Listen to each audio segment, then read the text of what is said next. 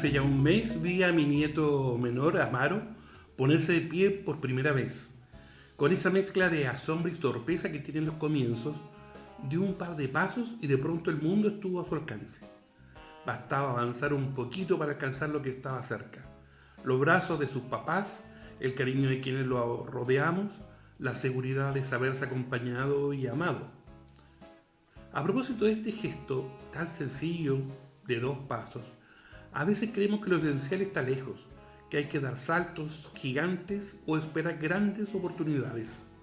Pero no, lo verdaderamente valioso suele estar a una distancia pequeña, al alcance de una mano extendida, de una palabra dicha a tiempo, de un paso que nos anima a dejar de estar quietos.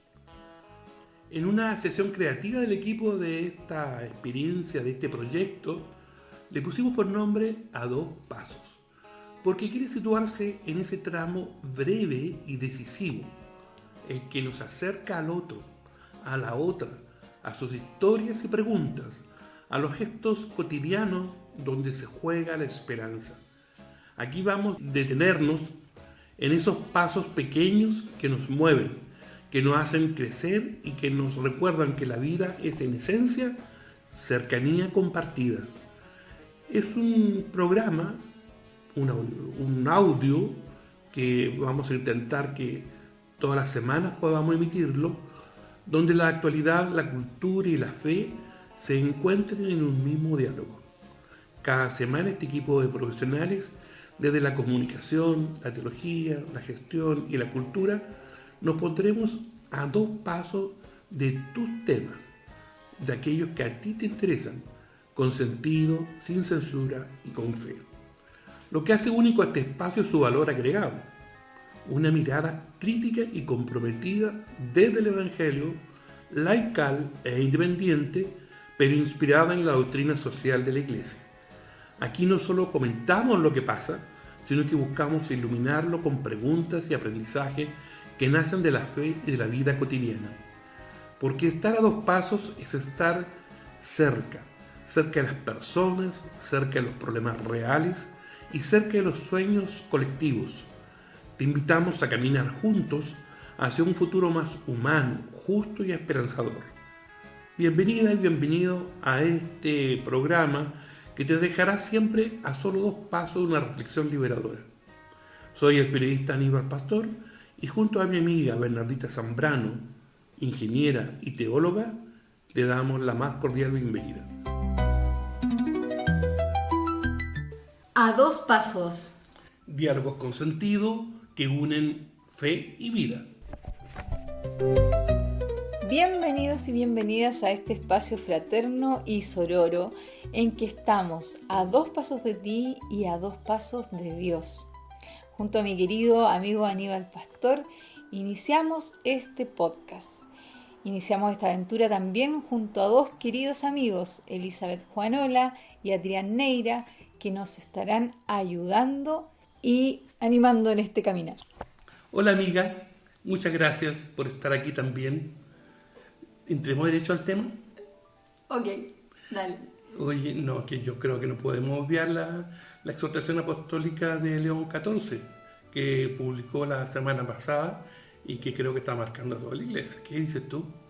Preciosa esta exhortación apostólica, me parece que además muy acorde, ¿no?, con el Papa León, siguiendo la tradición del León anterior, ¿no?, León XIII, que sacó esta gran encíclica de la Rerum Novarum, en aquellos tiempos, ¿no?, preocupado de la dignidad del trabajo, de la dignidad de los trabajadores. Y bueno, y ahora esta exhortación, que igual hay que decir que venía como que se la sopló el Papa Francisco, viene con la mano, ¿cierto? Era el deseo del Papa. Felizmente, ¿eh? Sí, absolutamente. Además que es una pena porque el Papa Francisco fue un hombre dedicado al trabajo con los pobres, entonces como que venía esto de el amor a los pobres, pero bueno, no alcanzó y acá tenemos a su seguidor o bueno, sucesor que pudo continuar con esto. También se enmarca esta exhortación apostólica dentro de la doctrina social de la Iglesia, claramente. Nos invita a tener esta mirada como cristianos, una mirada crítica, un discernimiento, una moral que nos lleve a mirar a los que más sufren. los problemas de injusticia, po, amigos, que están presentes desde que el mundo es mundo. Bueno, ahorita cuando yo empecé a participar en la iglesia, empecé a meterme en lo de la doctrina social de la iglesia. Ya. Pero con el tiempo parece que fue quedando así como olvidada y como algo añejo. Exactamente, yo no entiendo por qué, siendo tan importante, nos da las claves, a nosotros los cristianos, los bautizados y las bautizadas, nos da las claves de cómo construir el reino, o sea, cómo aportar a este mundo, ¿no? En lo concreto, no quedarnos como en lo espiritual, en lo piadoso, sino que actuando concretamente en la vida, en la historia. Esta exhortación además viene a recordarnos lo que la iglesia siempre nos ha dicho, lo que Jesús nos dijo, ¿no? Partamos por ahí, ¿no? Todo lo que hicieron, dijo Jesús, todo lo que hicieron por uno de estos hermanos míos más pequeños, por mí lo hicieron. Entonces, yo creo que es bueno este recordatorio que nos trae el Papa León. Es curioso esto de que la gente habla como del programa de León XIV, ¿no? Fíjate que leí un artículo, entre tantas cosas que se han publicado estos días, que se me quedó grabado lo siguiente, mira, se hacía un análisis como de los últimos 50 años y se decía de que en términos más sociológicos, cómo la iglesia se iba adecuando a los tiempos que vivía y trataba de responder a esos. Nosotros más de la fe les decimos que esa es la obra del Espíritu Santo. Claro que sí. Entonces decía que Juan Pablo II llegó en los momentos en que el mundo, el comunismo, ateo, era una amenaza, digamos, y se fortalecieron la participación y la democracia en la Europa del Este, ¿no? Después viene Benedicto, que había sido como el tajante contra la teología de liberación y el puro de la doctrina, y fue un intelectual que llamó a reflexionar sobre el papel de la iglesia. Una de las claves, me acuerdo, es esto de que en el futuro la iglesia va a ser cada vez más pequeña, ¿no? Que es famoso ese artículo que ha circulado mucho en los ambientes eclesiales. Francisco, que llega en un momento en que empiezan las amenazas de los populismos, ¿no? Para que la gente entienda los populismos de extrema izquierda o de extrema derecha. Yo creo que hoy día estamos llenos de eso. Y pone a un papa del continente más católico del mundo, ¿no? Que es Bergoglio, el Papa Francisco. Y ahora llega este gringo peruano, ¿no? Claro. Gringo inca, sí. Que le pone color al tema porque mantiene, a mi juicio, el tema social en un nivel progresista, pero a la vez es muy prudente en el tema diplomático y geopolítico. Se va más por lo institucional y los gestos han sido institucionales, muchas cosas que ha hecho, entonces la gente a veces se perdía. Y yo creo que esta insertación clarifica todo. Sí.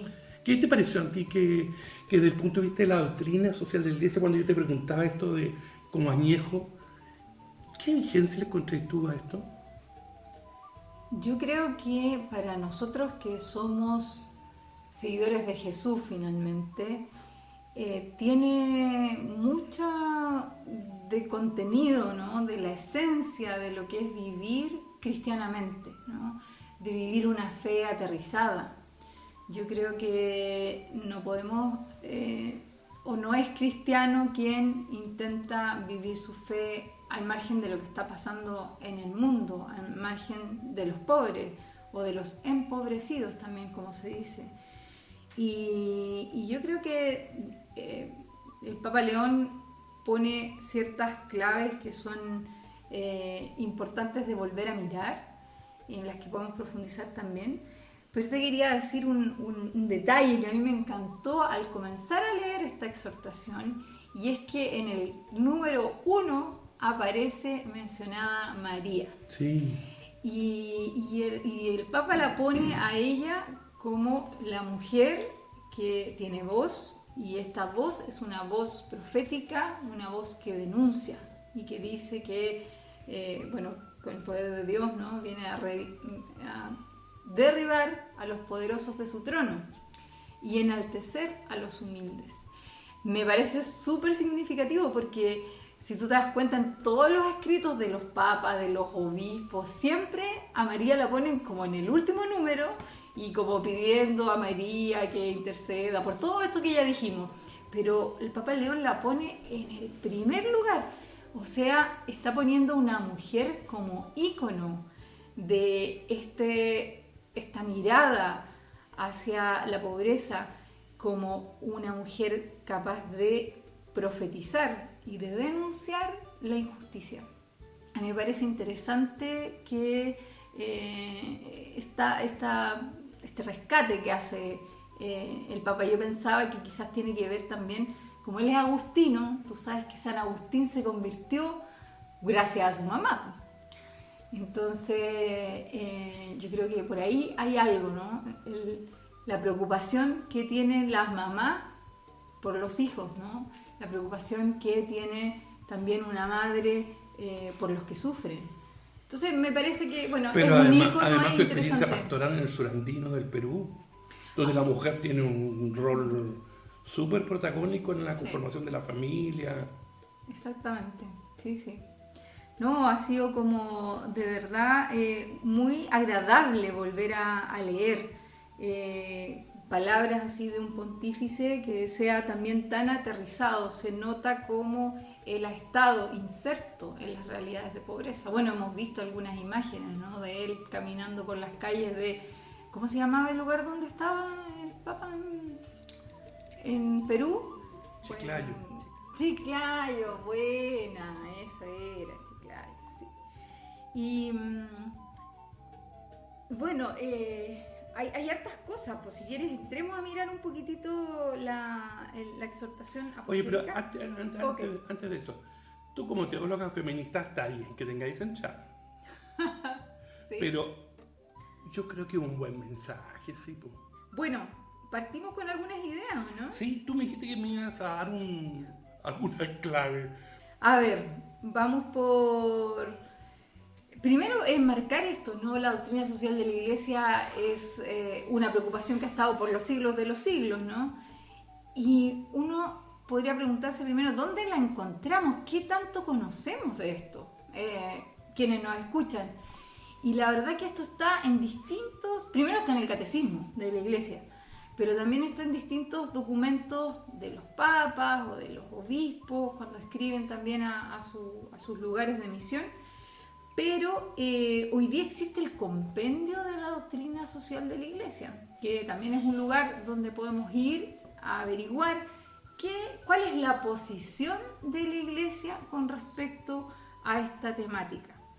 Y para también desmitificar, Aníbal, porque sabes que a veces uno habla de doctrina social de la Iglesia y como que dicen, ¡ay, ya están los comunistas!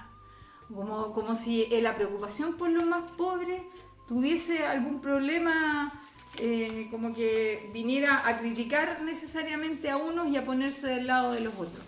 No es tan así. Y lo que hay que tener claro es que denunciar las injusticias es un acto profético. Es lo que Jesús hizo. La acción de Jesús era una acción, la evangelización de Jesús era liberadora. Y también, queremos la liberación pues, para los pobres, para los que sufren.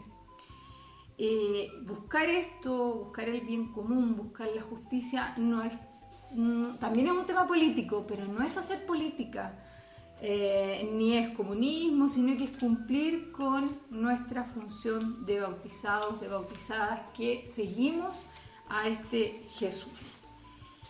Y nos oponemos a todos los sistemas que nos fomenten el individualismo, el egoísmo. Y un principio básico de la doctrina social de la Iglesia es la solidaridad. Y por eso que tenemos que nosotros ponernos del lado de las causas, ¿no? De las causas sociales que necesiten ese amor de Dios, ese amor hacia los más pobres. Y una cuestión de la que habla en Dilexite es acerca de la cultura del descarte. Yo creo que esto es Papa Francisco, ¿no? ¿Te suena como que venía de antes? Habla de... y yo, ¿sabes qué? Me acordaba, hoy día justamente pensando en este podcast, de un sacerdote que igual es bueno rescatar, ¿no?, a nuestros hermanos presbíteros que han hecho cosas buenas por nuestra iglesia. El padre Federico Egarty, no sé si lo conoces, porque tú conoces a todo el mundo. Bueno, él una vez me explicó que hoy día el problema, bueno, esto se fue hace años atrás, ¿no?, pero el problema es que ya no estamos hablando de marginados, estamos hablando de excluidos. Entonces me mostraba una hoja, ¿no?, y me decía, mira, ¿dónde está el margen aquí? Yo le decía, pues el margen de la hoja. Me decía, ahí estarían los marginados. Pero ¿qué es lo que pasa ahora? Los excluidos no están en la hoja. O sea, y es lo que está generando este tipo de sociedad que estamos construyendo, esta cultura del descarte. Hay algunos que no nos sirven, hay algunos que pareciera que no encajan en este modelo y entonces quedan fuera de la mesa del reino, podríamos decir, lo cual es tremendamente doloroso. Fíjate que en esa línea del anuncio de la iglesia en la realidad concreta del mundo, a partir de la doctrina de la iglesia, me gusta mucho un discurso que hizo a la Fundación Popular Progreso León recién asumido. Okay. ¿Lo conociste? No. Él dice, porque por esta ataque que a veces recibe que la doctrina como es una doctrina, ¿no? Así como en paralelo a la doctrina marxista o la doctrina, no sé, liberal, etc. Uh-huh. Y él dice que no, que es una doctrina en términos académicos, que lanza diagnósticos, hipótesis, ¿no? Uh-huh. Y que fija posición. Exacto. Entonces, a mí me gustó mucho esa alocución, porque como que vitaliza esta doctrina, que para muchos antes le estábamos diciendo, para que no fuera tal, le decíamos enseñanza, magisterio, etc., ¿no? Uh-huh. Sí. Pero tiene mucha riqueza esta doctrina, si la entendemos así como tú dices, ¿no?, como un conocimiento, como un aprendizaje y sobre todo que fija una posición.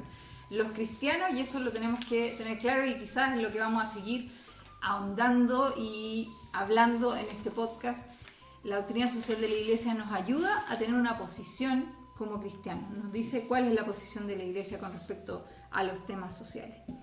Hay otra joyita en la exhortación que tú sabes que a mí me encanta la Biblia y por supuesto los rescates femeninos me encantan mucho y es que pone como ejemplo de este amor que tenemos que tener a Jesús y de este amor entonces a los pobres y ver en ellos el rostro de Jesús, pone la figura de esta mujer pecadora que va a ungir a Jesús en vísperas o cercanos a su muerte. ¿Te acuerdas de la escena? Viene una mujer y se pone a los pies de Jesús y lo unge con perfume.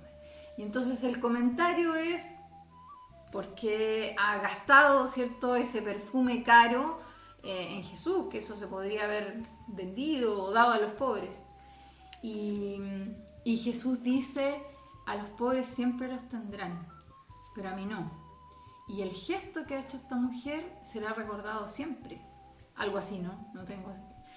Y yo creo que en eso tenemos también aquí el ejemplo de una mujer que es capaz de reconocer en Jesús a alguien que tiene una necesidad, a alguien que sufre, ¿no? Porque está Jesús próximo a morir. Y lo pone acá como ejemplo, ¿no?, de cómo tenemos que tener nosotros como esa capacidad de darnos cuenta de quién es el que sufre y de cómo tenemos que entonces ungir también la vida de otros, la vida de los que sufren. Yo quisiera, fíjate, rescatar una cuestión que me parece muy clave, que es la validez que le da a la teología latinoamericana. Porque la opción por los pobres nació en América Latina, nació en la conferencia de Medellín, los escritos de Gustavo Gutiérrez van todo en esa línea y habla de este pobre que es el querido de Dios, ¿no? Y en este decir que hay todo un capítulo que se llama eso, la opción de Dios por el pobre o por los pobres. Entonces, a mí me gusta mucho eso, que el amor cristiano no es abstracto, sino que está en directa relación con lo concreto, con las acciones, como decías tú, de los excluidos, ¿no? Exacto. Pero sabes que le atribuyo otro valor a este documento, que es el amor político. Yo creo que el amor político es, como en la doctrina social de la Iglesia indica, esta búsqueda por el bien común, Exacto. como categoría social que transforma la realidad. Sí. Y en el desarrollo de esa categoría, esto que la teología de la liberación por años puso y que intentaron condenarla, que es considerar al pobre como sujeto, ¿no? Como sujeto histórico, Exacto. no como el beneficiario de las políticas de beneficencia de la iglesia o de la caridad. Claro. Aunque, ojo, León valora la limosna. Hay un capítulo Sí, final. sí. Pero también es una limosna transformadora. Es muy interesante. Y de encuentro con el otro, ¿no? Sí. De mirar al que tú le estás dando la limosna, de humanizarlo, dignificarlo. La conversión.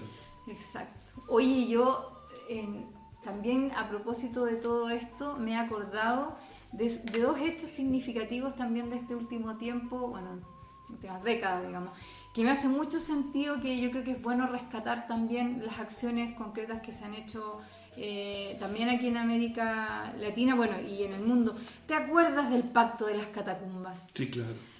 Eso yo creo que es un momento concreto, histórico, el primero en 1965, después del Concilio Vaticano II, donde un grupo de obispos, no me acuerdo cuántos eran, pero serían unos 40, hacen una promesa y establecen una cantidad de números donde ellos se comprometen a vivir con sencillez, a compartir, dejan los títulos nobiliarios, que no los llamen monseñor. Imagínate, estamos hablando de 1965 y todavía seguimos con la cantaleta de llamarle monseñor a los obispos.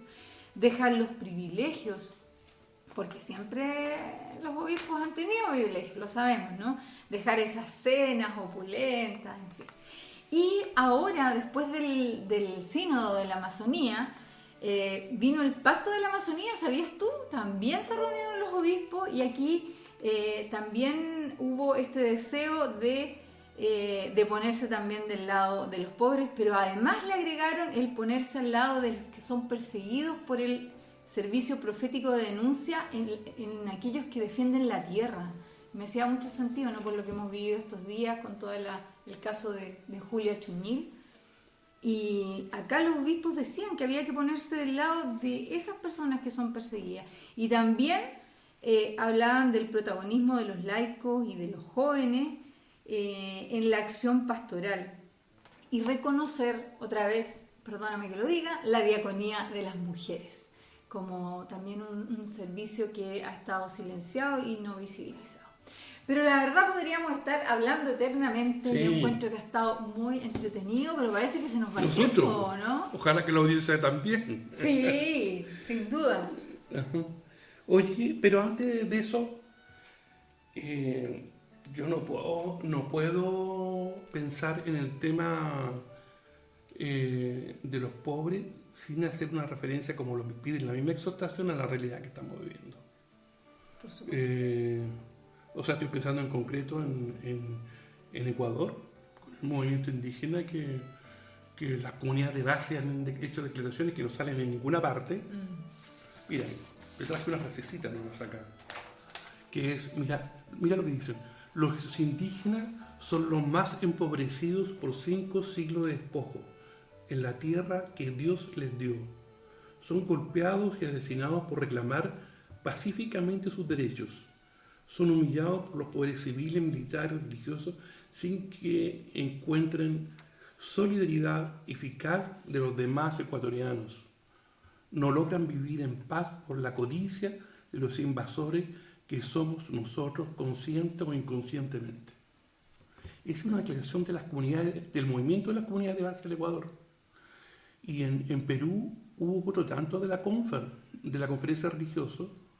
Curioso, ¿eh? Que son estos los movimientos que van acompañando al pueblo creyente.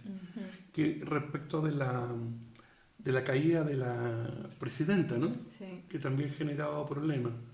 Los obispos ciertamente condenaron la violencia de las calles, cómo esto se generó, y reconocieron sus demandas, eso es cierto.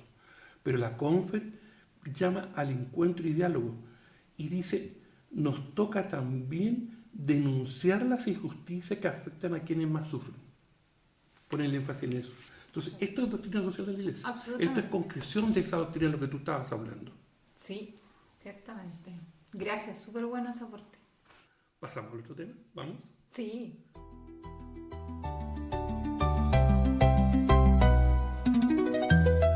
Tenemos nuestra tercera integrante del equipo que hace entrada ahora a nuestra mesa. Sí. Bienvenida, Elizabeth. Hoy, muchas gracias, aquí estaba. Elizabeth Juanola con nosotros, periodista con un gran trabajo pastoral en la cultura. Le hemos pedido que nos cuente las proyecciones, lo que viene, lo que destaca. Estamos a 2 pasos. Lo que está a 2 pasos. Lo que está a 2 pasos del aniversario del estallido. Van a ser 6 años ya. Estallido, revuelta. Que además, curiosamente, hoy por la tarde que fui a ver un momentito a alguien en la Casa Colorada y me sale con que había escrito un libro que se llama Voces de la Calle y es una recopilación de 150 entrevistas a gente que estaban ahí cuando estaba ocurriendo el estallido. Y en la conversación hablábamos los dos, todavía no me leo el libro, pero está aquí, de qué impresionante fue esa avalancha de seres que salieron a manifestarse y a pedir algo que en lo que estábamos hablando hace un momentito tiene que ver con esta pobreza, que en el fondo reclamamos, nos hacemos protagonistas de nuestra propia historia, que a todo esto eso es lo que tenemos que hacer, no esperar que nos lo den hecho y salimos a la calle a pedir. Pero yo creo que es bueno lo que señalas, ¿eh? Pero ¿no te pasa a ti que esto del octubrismo tiene una serie de miradas así como... Es que se dio vuelta también. A ver. Claro, se dio vuelta porque finalmente la destrucción que hubo en el territorio y el miedo que quedó en la gente, al día de hoy ha costado mucho retomar. Te digo, bueno, la verdad es que vivo en el sector también por eso, me alargo un poco. Sin ir más lejos, hay 3 iglesias, 3 templos al hilo que fueron quemados y esa herida, independiente si son templos o no, que además para los creyentes es muy fuerte, ha quedado por tiempo ahí como un cadáver, ¿no? Y en el minuto en que se empieza a activar el sector, a la gente le sigue costando mucho salir a la calle. Bueno, digo esto porque estamos a pasos del 18 de octubre, 6 años ya, y vamos a ver cómo estamos como barrio. Se han abierto negocios, está lindo, vuelve a estar fresco, es primavera, por cierto. Se abrió el Teatro de la Chile, que es maravilloso, maravillosísimo, y hay un frescor en el lugar. Ahora, ver esta mañana en las noticias que se hablaba de la paz en Gaza, y yo recuerdo que en esa época de hace 6 años tuve justo la visita de una prima que se le ocurre venir en pleno estallido y ella me decía, parece Beirut, las calles de Santiago.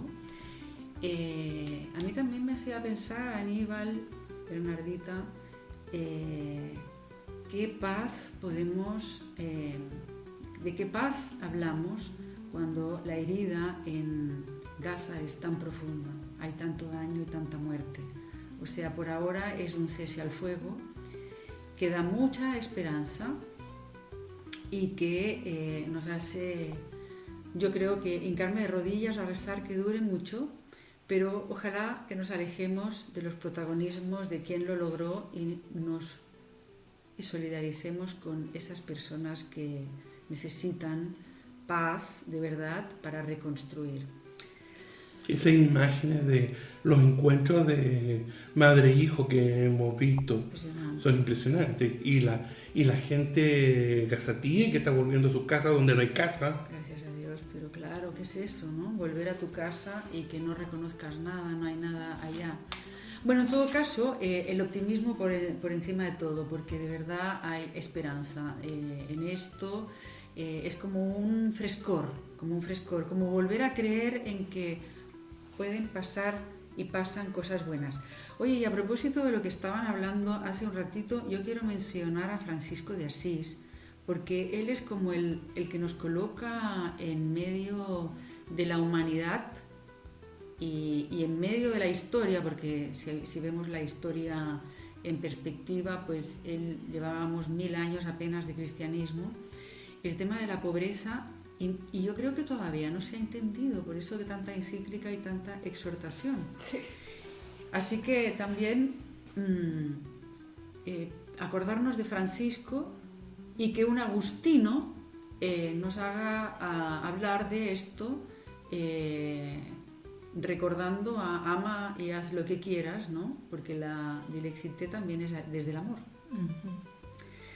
Bueno, maravillosos temas para que sigamos pensando y que cada uno de nosotros, de nosotras, los hagamos vida en primera persona. Aquí no queremos nadie contarle a los demás qué es lo que tiene que hacer o pensar, sino que queremos siempre que sea una invitación a reflexionar y ojalá que nos acompañemos mucho en esto.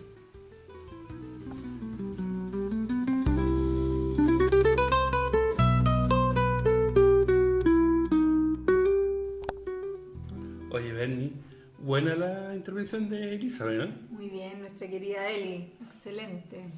Le vamos a pedir que nos traiga también tips para la próxima. Bien. Y gracias, Berni, por estar acá. Bueno, estamos terminando. Sí, muchas gracias, Aníbal. Este fue un muy buen espacio que yo creo que vamos a ir de a poco también con las sugerencias que vayan apareciendo de quienes nos van a escuchar. Y desde ya los invitamos, ¿no?, a escucharnos en todas las plataformas donde vamos a tratar de que aparezca nuestro podcast y que nos comenten que si les gustó, qué tema les gustaría que conversáramos. Y nada, esperanza, mucha paz. Un correo todos. donde nos pueden escribir, Cuéntanos. @gmail.com. Ok. Y las redes sociales tienen lo mismo, el mismo nombre, A Dos Pasos Podcast, en YouTube, en Spotify, Facebook y Estamos en todo. Instagram por ahora. Bien, Sí. maravilloso, estamos Bueno, en todo. nos vamos. Gracias. Chao, chao. Mucha paz. A dos pasos. Diálogos con sentido que unen fe y vida.